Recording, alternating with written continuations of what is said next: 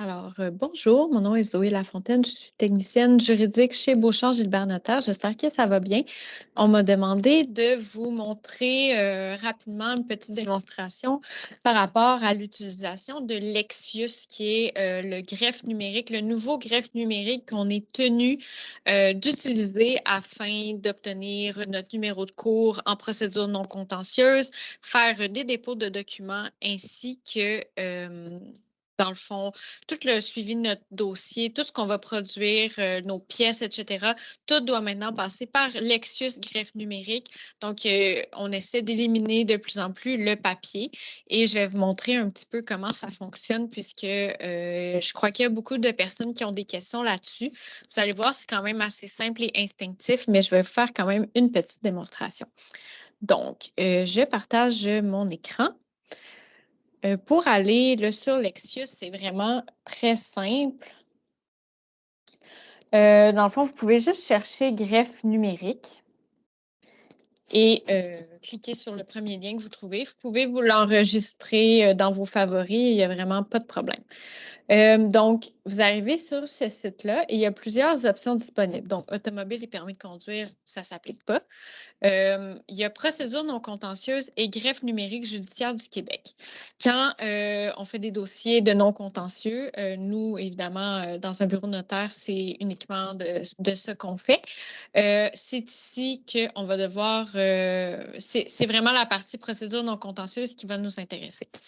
Donc, quand on a un nouveau dossier judiciaire, donc on n'a pas notre numéro de cours, on va faire choisir une demande. Puis, on a le choix entre la demande au notaire ou la demande devant tribunal. Alors, on va regarder un petit peu comment, à quoi ça ressemble la demande au notaire, mais encore une fois, comme je vous dis, c'est vraiment très instinctif. Vous pouvez prendre le temps de lire ça. Inclusion, donc ils vont vraiment vous mettre tout ce qui est inclus comme type de demande devant notaire. Exclusion, la plupart, ça concerne plus le divorce ou ce genre de choses-là. Et voilà. Donc, moi, je vais dans le bas et je fais commencer. Donc, conditions d'utilisation de Lexius. Vous les lirez si jamais vous en avez envie. J'accepte les conditions suivantes. Alors, donc disons que moi, en ce moment, disons que je fais un dépôt d'une demande pour ma collègue maître Joëlle Tremblay. Alors, je suis notaire. Dans ce cas-ci, je dois choisir son code impliqué. Moi, personnellement, c'est libre à chaque bureau. Moi, personnellement, je mets mes propres coordonnées parce que quand je suis responsable de faire un dépôt, puis après ça, j'attends mon numéro de cours pour pouvoir faire mes notifications, j'aimerais que tout soit envoyé à moi directement. Donc, je rentre mon numéro de téléphone au bureau. Donc, si jamais vous êtes intéressé à me joindre, vous pourrez le faire, mais je pense qu'il y a plusieurs qui ont déjà mes coordonnées. Je fais suivant. Alors, je choisis mon palais. Donc, il y a vraiment beaucoup de choix. Nous, évidemment, comme on est à Montréal, c'est souvent le district de Montréal qui s'applique, Palais de justice de Montréal, donc Montréal. Et je sélectionne la nature de ma demande. Donc, on a constitution d'un conseil de tutelle, homologation, nomination, remplacement d'un tuteur, etc. Donc, on choisit ce qui s'applique. Faites bien attention, par exemple, même si ici c'est écrit autre notaire et qu'on suppose que ça veut dire autre procédure devant notaire qui ne se retrouverait pas dans les choix ici, ne choisissez jamais cette option. Je vous expliquerai tout à l'heure pourquoi.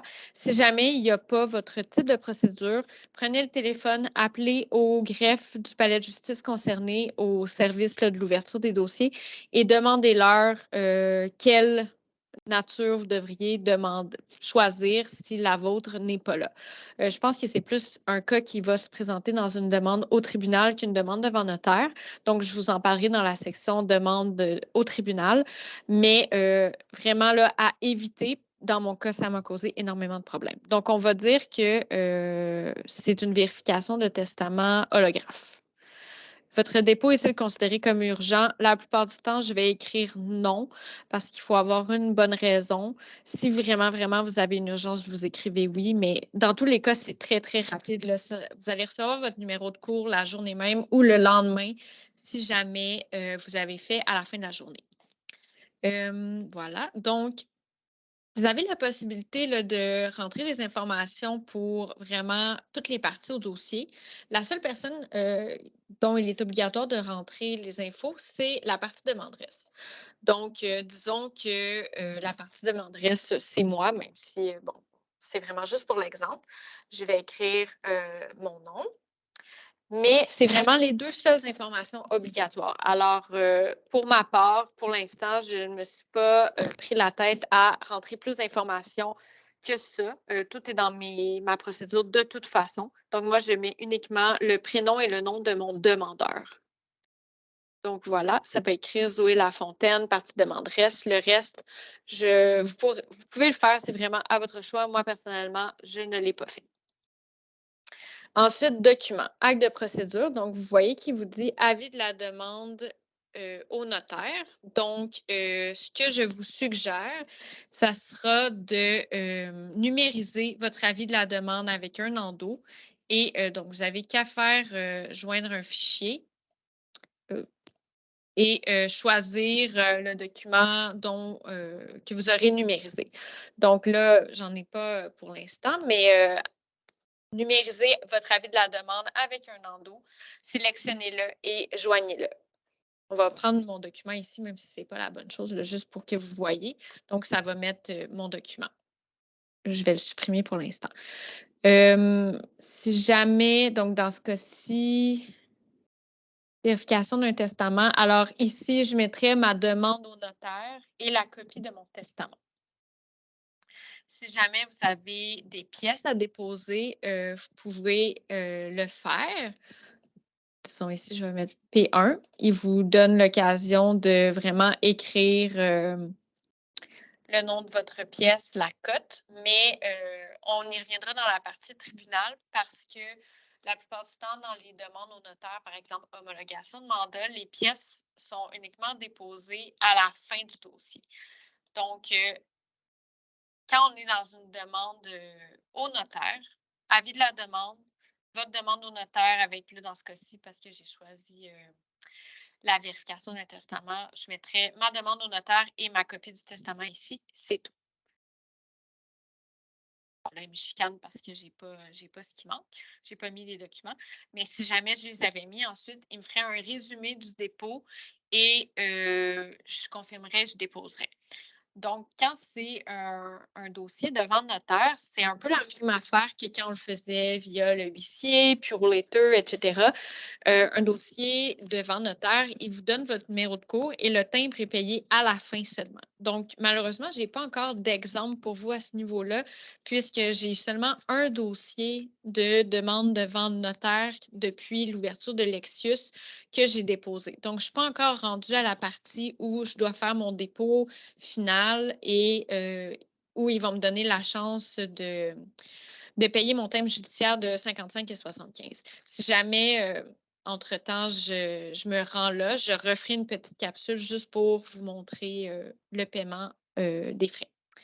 Donc, voilà. Alors, nous avons vu comment fonctionnait le dépôt d'une demande au greffe numérique devant notaire. Je vais maintenant vous montrer comment ça fonctionne devant tribunal. Alors, toujours nouveau dossier judiciaire, choisir une demande. Donc, dans ce cas-ci, maintenant, je fais une demande devant tribunal. Déposer une demande. Alors, toujours la même chose. Je peux regarder qu'est-ce qui s'applique, qu'est-ce qui ne s'applique pas, mais la plupart des dossiers devant notaire que les notaires peuvent faire vont s'appliquer. Alors, je descends et j'accepte les conditions et suivant. Donc, maintenant, on est une demande devant tribunal. Je suis notaire. Donc, le code impliqué, cette fois-ci, ça va être le code impliqué du bureau de notaire. Encore une fois, moi, je mets mes propres coordonnées puisque rendu à ce point-ci dans mon dossier, moi, je suis prête à faire mes notifications, mais j'ai besoin de mon numéro de cours. Alors, je veux que le numéro de cours me soit envoyé à moi directement. Alors, je mets mes coordonnées pour le recevoir dans mon courriel. Donc, vous choisissez votre palais de justice, donc Montréal, sélection de la nature de la demande. Donc, il y a beaucoup de types de nature de demande. Donc, vous lisez le qu'est-ce qui pourrait s'appliquer. Récemment, moi, j'ai eu une demande, c'était un remplacement de liquidateur puisque le liquidateur actuel est en voie d'être déclaré inapte, n'est pas encore inapte. Donc, dans ce cas-ci, j'ai choisi nomination, désignation ou remplacement d'une personne qui doit être fait par le tribunal en matière de succession ou de l'administration du bien d'autrui ou de même nature. Juste petite parenthèse, là, probablement qu'au fur et à mesure, ils vont améliorer leur, leur service puis que ça va être de plus en plus complet. Donc, j'ai déjà dit dans ma capsule sur la demande au notaire de faire bien attention à l'option autre. Donc, quand c'est devant notaire, on avait l'option autre notaire. Ici, on a l'option autre tribunal. Alors, je vous recommande fortement de ne jamais cliquer sur cette option. Je vous explique pourquoi. Moi, j'avais un dossier de procédure en prolongation du délai d'option d'une succession. Donc, quand je suis venue faire mon dépôt, il n'y a pas très longtemps, j'ai regardé et là, je ne sais pas s'ils l'ont rajouté depuis, je ne pense pas, mais il n'avait pas ce type d'option, ce type de demande-là. Alors, moi, en toute logique, j'ai choisi autre tribunal. Ce que ça a fait, c'est que j'ai reçu mon numéro de cours, mais je n'ai pas pu payer mon timbre. Et quand j'ai appelé au Palais de justice de Montréal, on m'a dit que on ne doit pas choisir cette option-là puisqu'il n'y a aucun frais judiciaire d'associé. Et quand on ne paye pas notre thème judiciaire, notre demande, elle n'est pas légalement reçue au greffe numérique et au palais de justice. Donc, ça a été très compliqué. Il a fallu que je redépose ma demande. Ils m'ont demandé de le déposer sous vérification de testament, même si ce n'est pas une vérification de testament. Donc, c'est pour ça que je vous disais, si jamais il n'y a pas la nature de votre demande, appelez à votre palais de justice, demandez sous quelle nature vous devriez la déposer pour éviter ce que moi j'ai vécu. Donc, ils m'ont dit de redéposer sous vérification de testament. Ils m'ont donné un numéro. Ensuite, ils m'ont donné un nouveau numéro. Je les ai rappelés. Ils ont supprimé mon ancien numéro et là, j'ai pu payer mon timbre judiciaire et ils ont dû me mettre manuellement au rôle. Donc, ça a été quand même une perte de temps. Malheureusement, je ne pouvais pas le savoir avant parce que je suis vraiment allée avec la logique il n'y avait rien qui s'appliquait, alors j'ai pris autre tribunal, mais ne choisissez pas cette option. Donc, on va prendre vérification de testament. Mon dépôt n'est pas urgent. Donc, ma partie demanderesse, encore une fois, c'est la seule option que vous serez obligé de compléter, le nom de votre demandeur. Libre à vous de mettre plus d'informations, mais à date, moi, ça ne m'a posé aucun problème que je mette uniquement le nom de mon demandeur. Mais vous pourriez le faire si vous voulez. Donc, ils me disent renseignements pour l'application des frais. Les frais judiciaires pour votre demande sont de 223 $, donc c'est mon thème judiciaire. Donc, moi, quand je vais être rendue ici à la partie paiement, je vais pouvoir payer avec la carte de crédit très rapidement. Donc, moi, je n'ai pas d'attestation d'admissibilité à l'aide juridique à joindre, alors je ne joins pas. Donc, mon acte de procédure, il vous guide quand même pour vous dire qu'est-ce que vous devriez mettre ici. Donc, vérification de testament. Alors, je vais aller joindre. Moi, j'appelle mon document par ce qu'il est. Donc, c'est un document numérisé de ma demande. C'est mon avis de présentation, ma demande et ma déclaration sous serment. Ensuite, une par une, vous allez devoir numériser vos pièces et les joindre une par une. Donc, pièce 1, alors je la choisis. Alors, je vais écrire ce que c'est. Je sais, disons que c'est ça. Cherche testament. en liasse. Donc, vous joignez votre pièce. Donc, ça, c'est ma pièce P1. Nom de la pièce. Certificat de recherche testamentaire en liasse. Parce que c'est bien écrit ici. Ajouter pièce en liasse à la fin du nom si requis. Code de la pièce P1. Si jamais votre document est confidentiel, donc je pense aux évaluations médicales, psychosociales qui doivent être sous pli cacheté, vous pouvez simplement cocher. Donc, eux, quand ils vont monter leur dossier là, dans leur système, la pièce, si c'était les évaluations, elle serait sous pli cacheté parce que j'ai coché document confidentiel.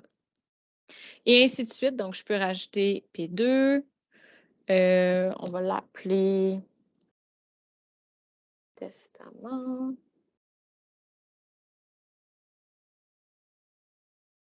Voilà. Sachez que donc, vous n'aurez jamais à produire aucun originaux au palais de justice. Donc, vos numérisations d'évaluation, d'actes de décès valent pour des originaux.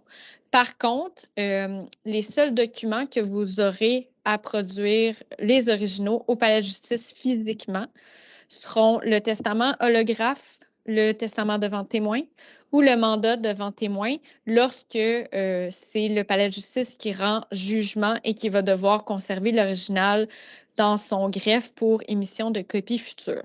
Donc, évidemment que si c'est une vérification de testament devant notaire, l'original va rester dans la voûte du notaire parce que c'est le notaire qui l'annexe à sa minute, à son procès-verbal de vérification. Et cette copie-là cet original-là ne va jamais sortir de sa voûte. Cependant, si pour une raison X, Y, c'était le tribunal qui allait rendre jugement pour vérifier un testament, ben, c'est eux, après ça, qui vont émettre des copies conformes du jugement et de la copie du testament annexé. Donc, ils ont besoin d'avoir l'original au palais de justice.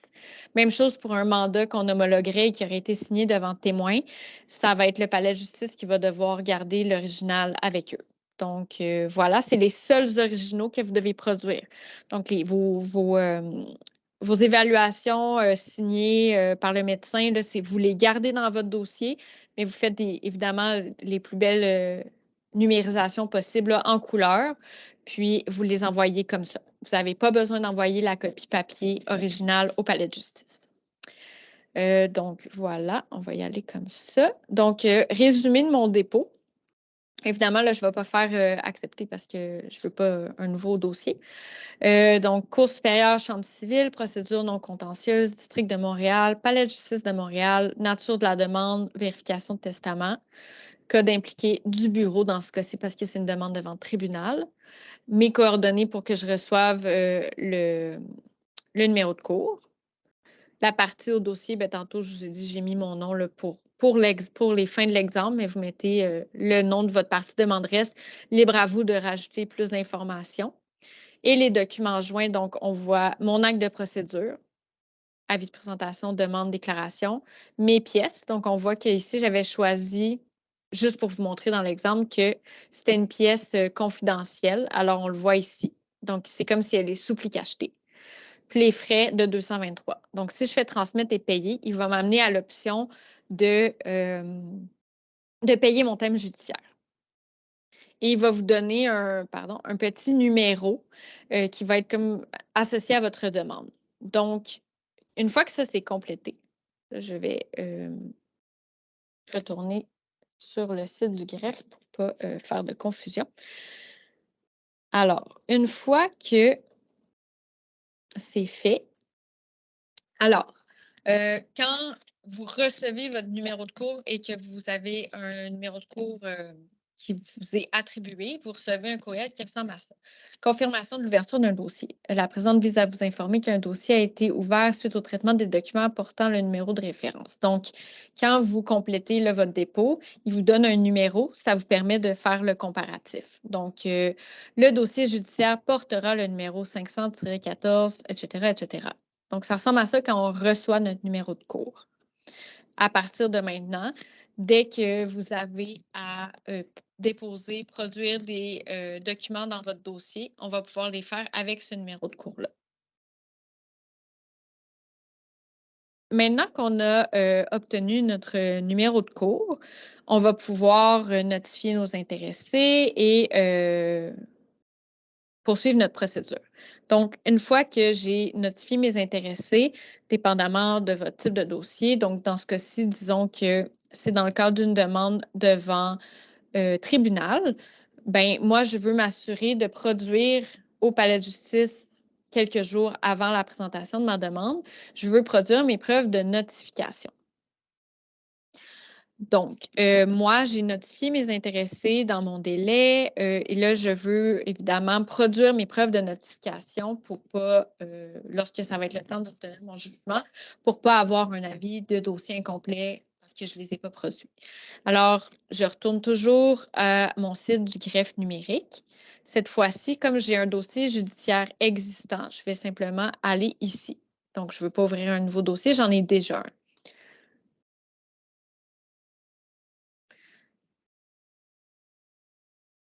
Alors, je complète les étapes.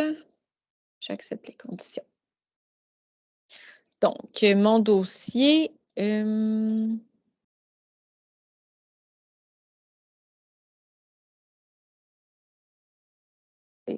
va prendre un dossier que j'ai fait récemment.